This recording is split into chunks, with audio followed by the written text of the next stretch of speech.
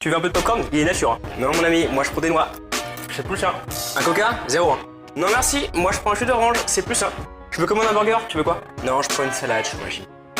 Et pour le dessert, moi je veux prendre une glace. Non, moi je vais me faire un fromage blanc, granola banane, tu connais, c'est plus ça. Alors j'ai beaucoup vu passer des vidéos de ce genre. Déjà le côté purement calorique, ça reste intéressant à pas ignorer. Ben oui, c'est ça qui détermine si ton corps stocke, maintient son poids ou déstocke.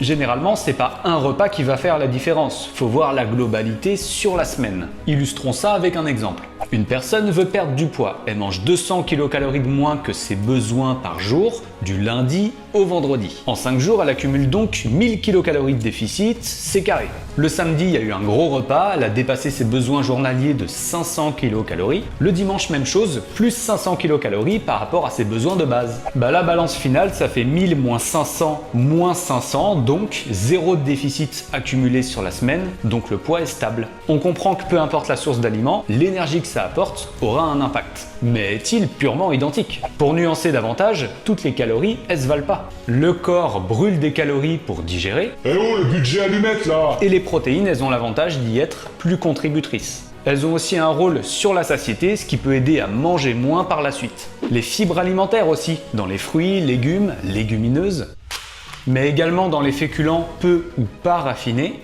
ça aide également à être calé dans la durée. Par conséquent, ça aura pas le même impact sur tes sensations, c'est-à-dire de la gestion de ta faim, donc ce que tu peux potentiellement manger par la suite. Puis il y a aussi tout l'aspect vitamines, minéraux qui est super important, mais également l'apport en graisse de qualité. Et bien évidemment, le plaisir alimentaire. Manger des aliments plus sains, ça veut pas forcément dire que tu crées un déficit calorique. Après, manger plus brut et moins ultra transformé, ça permet généralement d'avoir plus de volume, de mastication et de satiété. Finalement, il n'y a rien à diaboliser puisque tout est censé s'intégrer, mais c'est comme tout, l'effet dose. Écris un cuisinier en commentaire si t'es resté jusqu'au bout. Et on se dit à bientôt pour du nouveau, c'était Landry.